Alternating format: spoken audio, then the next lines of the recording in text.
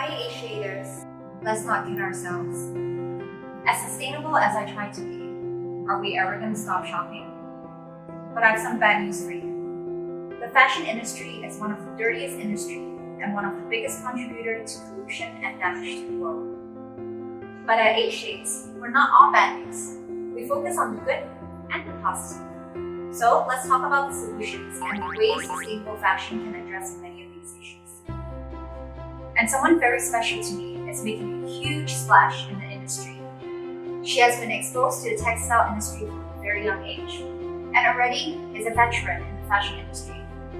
She helped raise funds for the Met Gala with Anna Tour and have successfully sold the business Iconics China valued at $112 million. One of my personal closest friends, Veronica. She's everybody and everyone's favorite, unintended.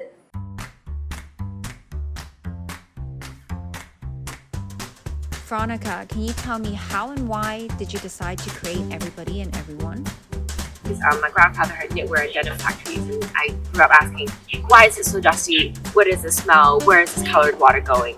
And these are the early questions. And then my first business was bringing mass market American brands to China, where when I was in China, I experienced pollution firsthand. We really care about how we make our products. First of all, we choose materials that are already sustainable, but then we also make sure that the raw materials, where we make the fabric and when we make the clothing kind of garment, is all as close by as possible. But we also consider our packaging, our labels, our hang tags, and every single thing to be the sustainable option. What does biodegradable actually means, especially when it comes to material science or on a fabric? So this nylon biodegrades, you send it to landfill or when you send it to an industrial composting facility. And normal nylon takes 100 years, ours degrade in 3 years. Is it the end all be all, the savior for synthetic materials? Not quite there yet, but it is a massive step in the right direction.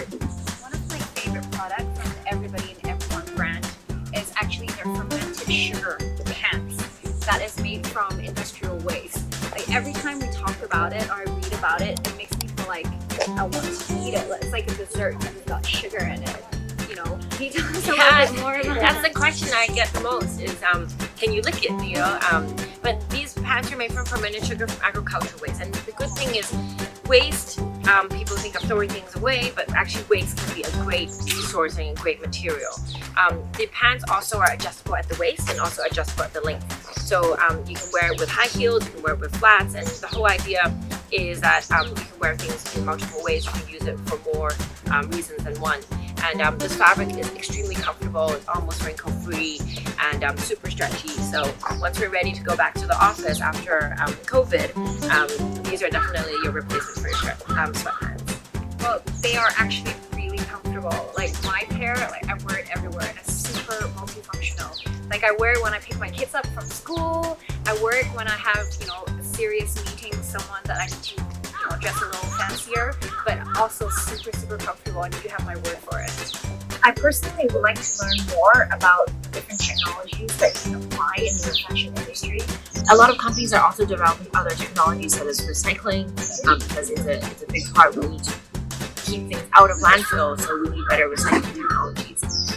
But one of the most hopeful things for me is regenerative agriculture.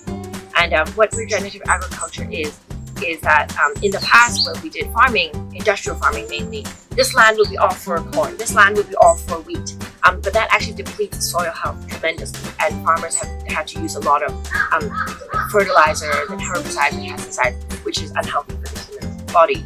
But with regenerative agriculture, farmers use multiple cropping and rotational cropping, and they also protect the soil health. And then it also captures more carbon dioxide into the soil, and therefore it's better for our planet when we are growing things. We have a silk product in our line, which is done by regenerative organic farming methods, which I really truly believe in, because it's a product that does more good than just doing less bad. What are the overall challenges you face in the garment business when you think about sustainability? I think what gets me most frustrated is when I see new technologies that I'm like, wow, this is mind-blowing, this is groundbreaking, but unfortunately it's not quite commercializable yet. So that gets me most frustrated. But some of the other challenges are that there's sometimes no sustainable option, and sometimes the sustainable options are either more expensive or the sustainable option is not as good of quality. But I think the industry on a whole, everyone's getting together and working on it, and we will find solutions. And people also ask me, what can I do? What can me as an individual do?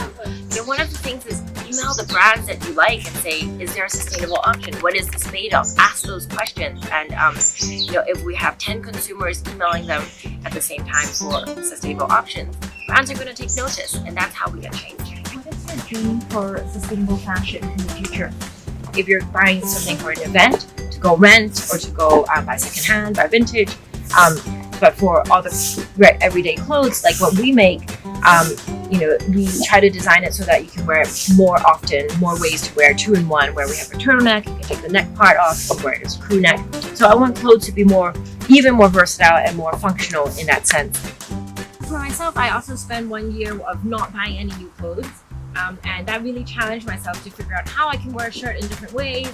Or I got my tailor and adjusted some of the pieces that have been sitting in my closet for a long time. So it's also good to make use of what you have currently. And is this what we can expect more from everybody and everyone? More functional clothes? What's your next exciting project, after your athletic wear?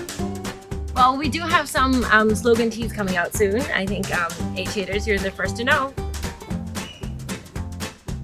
Well, it's very exciting in the sustainability field. Apart from everybody, everyone, there are, brands out there that are on the right track, to sustainability.